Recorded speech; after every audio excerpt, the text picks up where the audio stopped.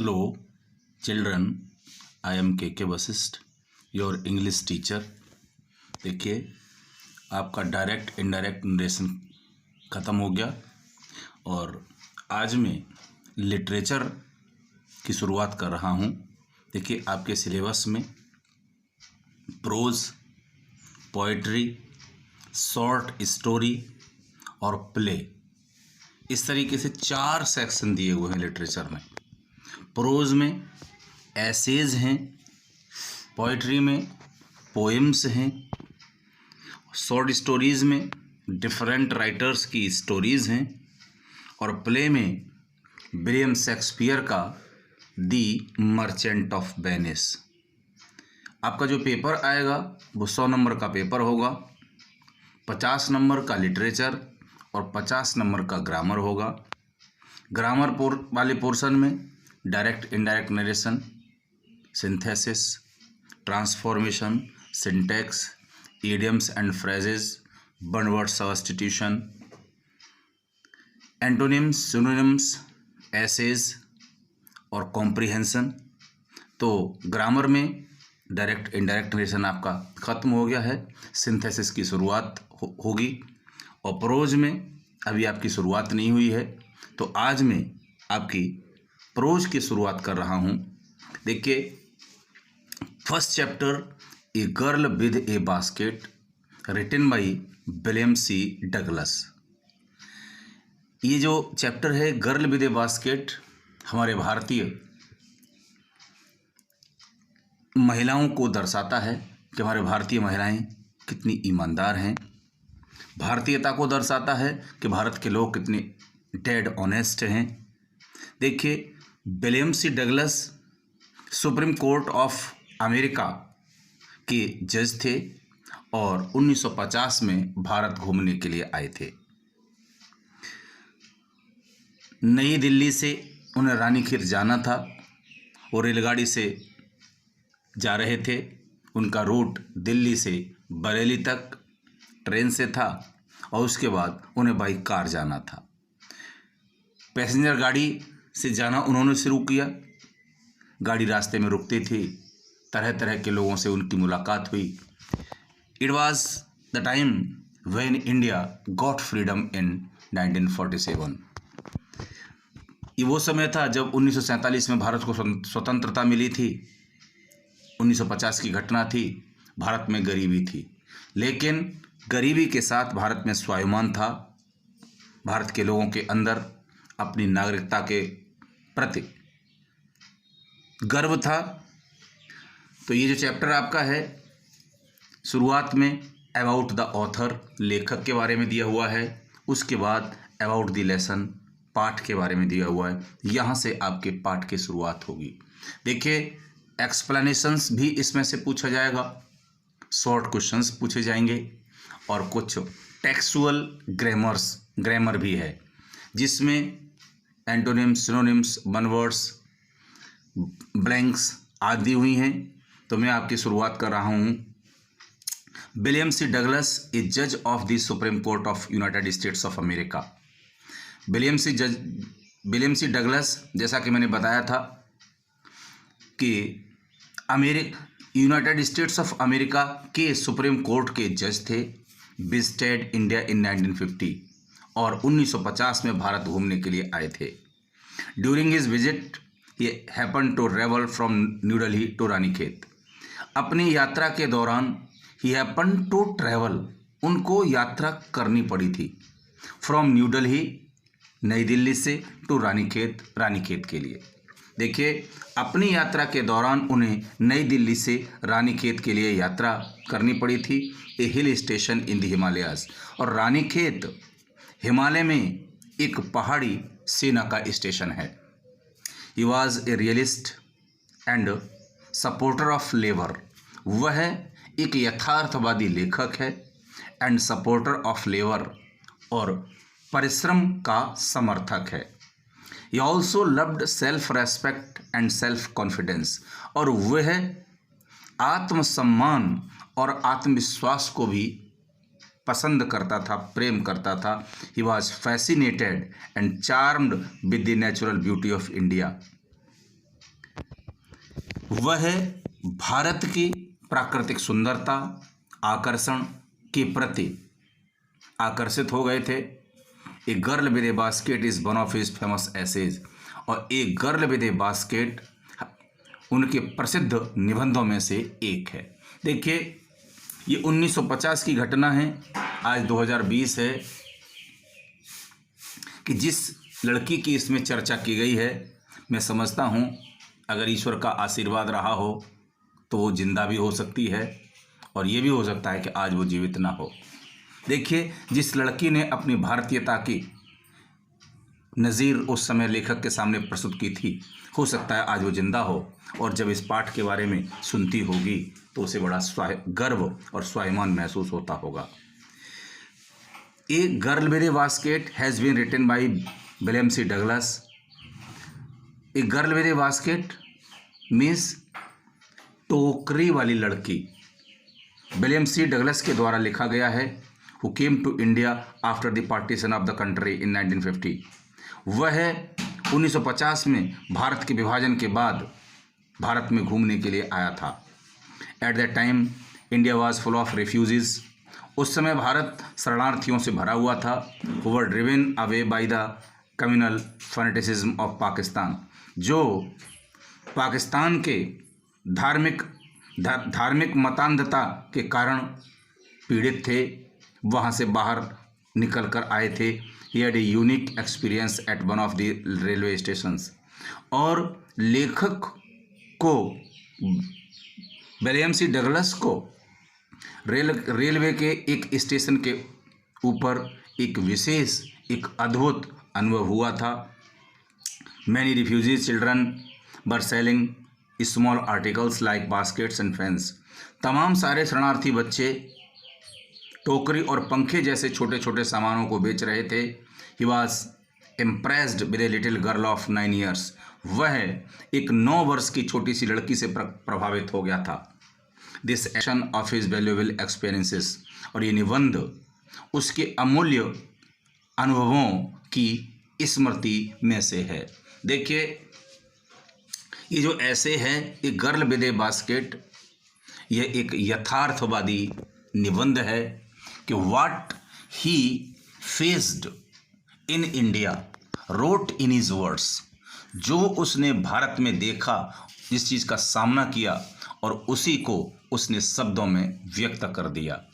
देखिए, आज हमारे अंदर भी ऐसी ही भारतीयता की आवश्यकता है। अपनी नागरिकता पर ऐसे ही स्वाभिमान को रखने की आवश्यकता है, जिस तरह का स्वाभिमान, जिस तरह का सम्मान इस 9 वर्ष की लड़की ने रखा था। देखिए, it happened at the time when partition between India and Pakistan was decreed. ये सब तब हुआ था जब भारत और पाकिस्तान के बीच बंटवारा हुआ था, बंटवारे का निर्णय हो गया था। Thousands of people came to India. सैकड़ों हजार लोग जो है भारत आ गए थे। As same people left India and settled in Pakistan. ठीक इसी तरह से तमाम सारे लोगों ने भारत छोड़ दिया और वो पाकिस्तान में जाकर सेटल हो गए थे। Those people who left Pakistan and came to India, और those people who left India and raised in Pakistan were called refugee. जो लोग वहाँ से यहाँ आए थे, यहाँ आकर के शरणार्थी कहलाए गए, और जो यहाँ से वहाँ गए थे वो लोग भी शरणार्थी कहलाए। देखिए, मैं आपके पाठ की शुरुआत कर रहा हूँ। लेखक क्या कह रहा है, ये जो देखिए लेखक जो लिख रहा है वो अपनी भाषा में लिख रहा है कि मैं, आई किसके लिए है, ये लेखक के लिए है, WC डगलस के लिए है, विलियम सी डगलस के लिए है।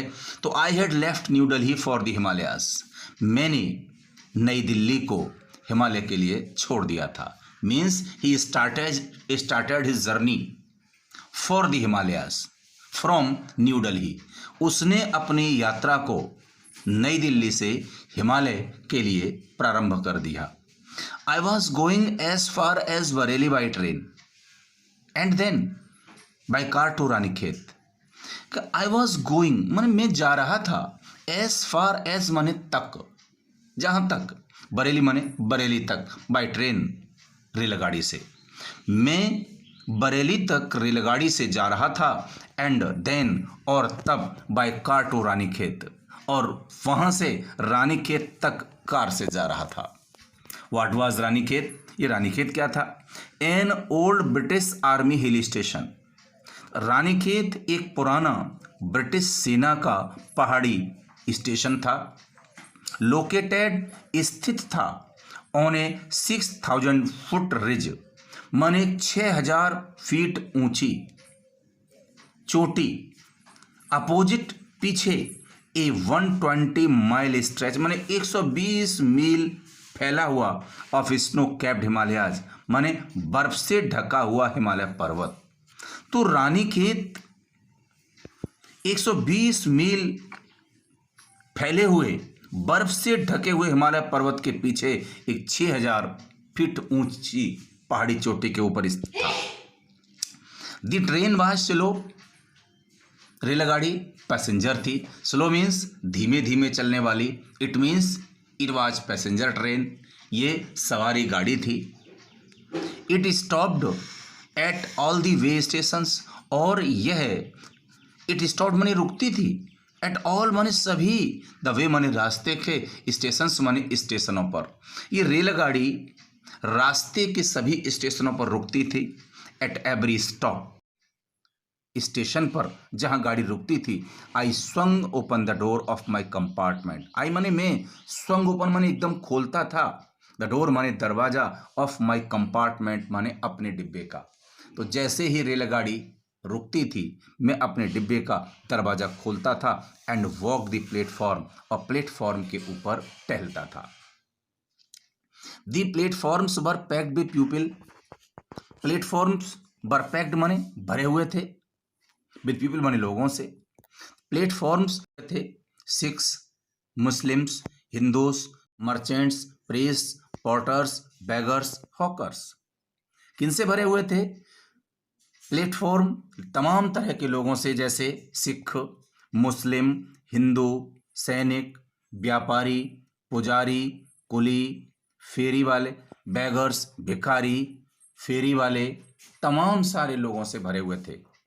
Almost everyone was barefoot, almost माने लगभग, एवरीवन प्रत्येक व्यक्ति, वाज बेयरफुट नंगे पैर था, लगभग हर व्यक्ति उस समय नंगे पैर था।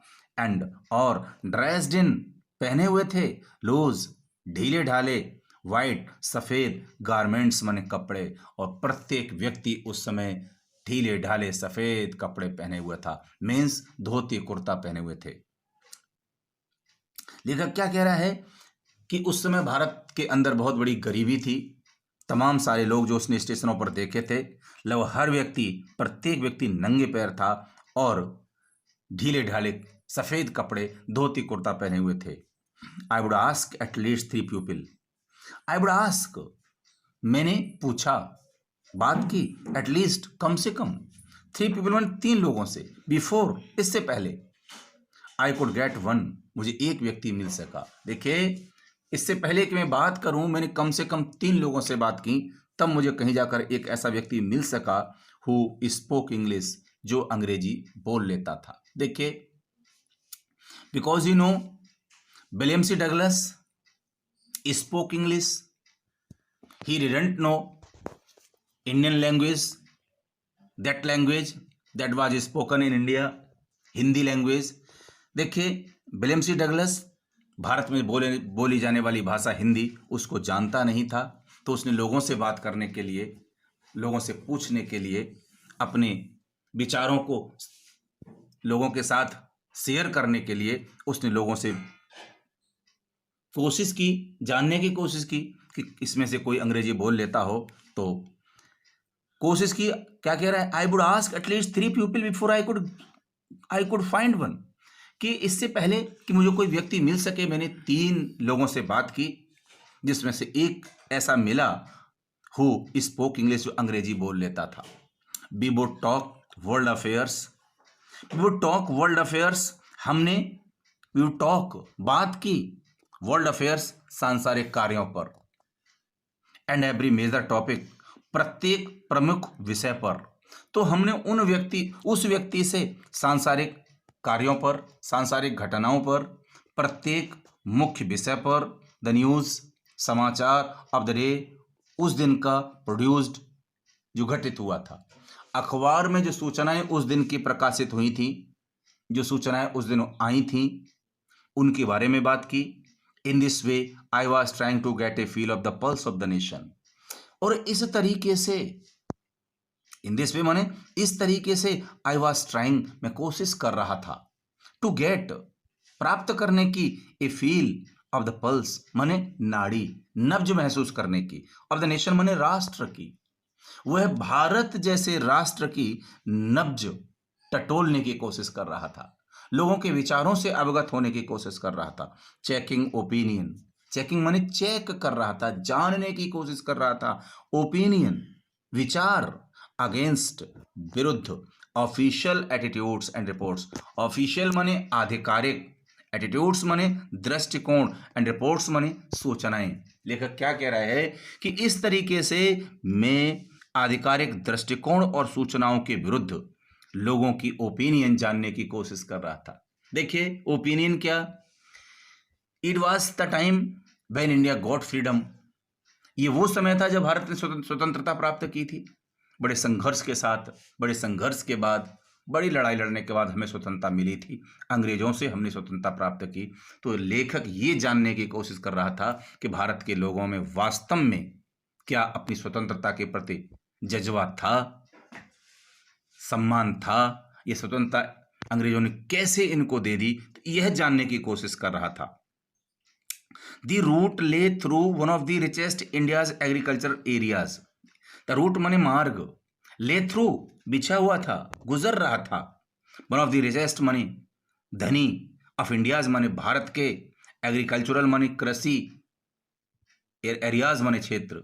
तो ये जो रेल मार्ग था, ये रेल मार्ग भारत के प्रमुख कृषि क्षेत्र या धनी क्षेत्र में से एक क्षेत्र से होकर गुजर रहा था। देखिए ये वेस्टर्न यूपी का क्षेत्र था, ये उत्तर प्रदेश का पश्चिमी कृषि प्रधान क्षेत्र, जहां से होकर के दिल्ली से बरेली तक के लिए मार्ग जा रहा था। The route lay through one of the richest of India's agricultural areas. लेखक क्या कह रहा है कि ये मार्ग भारत के कृषि प्रधान क्षेत्रों में से, धनी कृषि प्रधान क्षेत्रों में से एक क्षेत्र से होकर के गुजर रहा था। This was the plain of the upper Ganga river, this was the plain माने ये समतल मैदान था, ऑफ द अपर माने उच्च, गंगा रिवर माने ये गंगा नदी का ऊपरी समतल क्षेत्र था। 1000 feet above sea level but tropical, यह जिस क्षेत्र से होकर के रेल मार्ग गुजर रहा था यह समुद्र स्तर से हजारों फीट ऊंचा, बट लेकिन ट्रॉपिकल, शंकुआकार, यह शंकुआकार क्षेत्र समुद्र स्तर से हजारों फीट ऊंचा गुजर रहा था। द गंगा बाज ब्राउन सिल्ट, गंगा माने गंगा में, बाज माने थी, ब्राउन माने भूरे रंग की, सिल्ट माने मिट्टी। देखिए गंगा में भूरे रंग की मिट्टी थी। Swollen with flood waters, Solan माने उभर रही थी, उतरा रही थी, बाढ़ आ रही थी। विद फ्लड वाटर्स माने बाढ़ के पानी से, ये गंगा बाढ़ के पानी से उतरा रही थी। इट्स ओवरफ्लो, और इसके उतर आने से, इनंडिएटिंग, देखिए इनंडेटिंग माने ढके हुए थे, थाउजेंड्स ऑफ एकर्स ऑफ माने हजारों एकड़।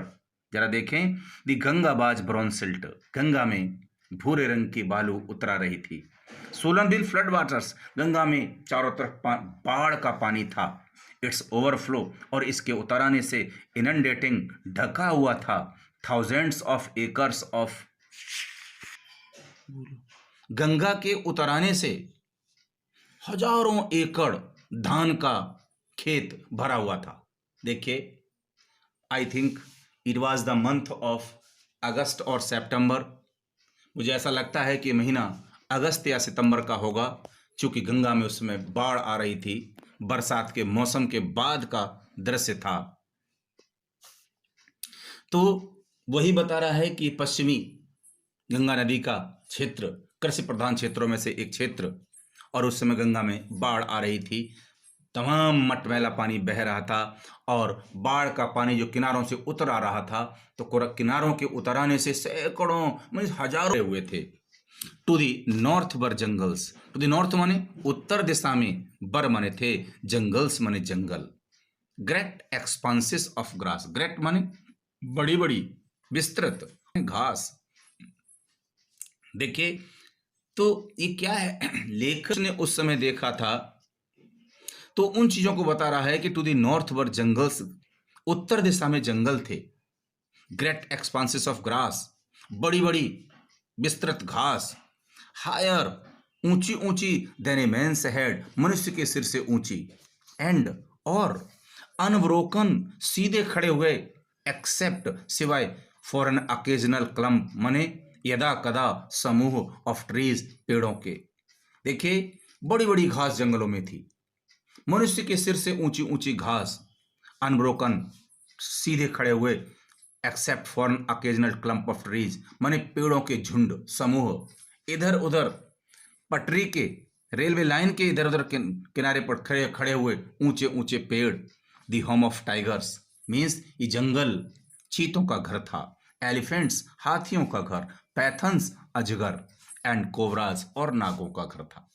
मीन्स तमाम जंगली जीव इन जंगलों में थे, चीते, हाथी, अजगर और कोबरा थे। Everywhere else there was flat land running to the horizon. देखिए एवरीवेयर, प्रत्येक जगह, एल्स माने इसके अलावा, देयर वाज फ्लैट लैंड माने समतल जमीन, रनिंग दौड़ रही थी, टू दी हॉरिजन क्षितिज की ओर। मीन्स गाड़ी आगे दौड़ रही थी और गाड़ी से देखने पर ऐसा लग रहा था कि जमीन जो है पीछे की ओर दौड़ती चली जा रही है। तो everywhere else there was flat land running to the horizon, प्रत्येक जगह सब समतल जमीन क्षितिज की ओर दौड़ती चली जा रही थी। But dotted here and there, लेकिन डॉटेड माने बिंदु बिंदु रूप में, हियर एंड देयर माने इधर उधर, बाय द सेक्रेड माने पवित्र, बेनियान ट्री बरगद के पेड़, और इधर उधर पवित्र बरगद के पेड़, और या फिर बाय रोज ऑफ पाकर ट्रीज, या बाय रोज ऑफ पाकर ट्रीज, पाकर के पेड़ों की लाइनें थीं। शेप्ड, आकार था, लाइक एम्स, देवदार के पेड़ की तरह। And having thick twisted Trunks, having thick माने इसमें थे, थिक माने मोटे मोटे, ट्विस्टेड माने मुड़े हुए, ट्रंक्स माने तने। जो पाकर के पेड़ थे उनके मोटे मोटे तने नीचे की ओर मुड़े हुए थे। Hot humid air was moving in from the south west. Hot humid, hot माने गर्म, ह्यूमिड माने आर्द्र, एयर माने हवा, वाज मूविंग चल रही थी, इन फ्रॉम माने तरफ से, द साउथ वेस्ट माने दक्षिण पश्चिम, दक्षिण पश्चिम की ओर से गर्म आर्द्र हवा चल रही थी। मंकीज, बंदर, सम ऑफ देम मदर्स, उनमें से कुछ मादा बंदर, विद बेबीज, बच्चों के साथ थी, क्लिंगिंग, चिपटाए हुए थी, टू देम माने अपने से। तो कुछ बंदर इस, और उनमें से कुछ मादा बंदर अपने बच्चों को चिपटाई हुई थी, एंड राइडिंग, दौड़ रही थी, अंडरनेथ माने नीचे। तो उनमें से कुछ मादा बंदर अपने बच्चों को लेकर के नीचे दौड़ रही थी, स्वंग ऑफ, छलांग मार रही थी, कूद रही थी, ट्रेज माने पेड़ों के ऊपर, एट द स्टेशंस माने स्टेशनों पर। और कुछ बंदर, उनमें से मादा बंदर अपने बच्चों को चिपटाए हुए नीचे दौड़ रहे थे, कुछ पेड़ों पर छलांग मार रहे थे, लुकिंग फॉर फूड, वे भोजन की तलाश में थे। द विलेजेस बी पास्ड, और वे गांव, बी माने हम, पास्ट माने गुजरे।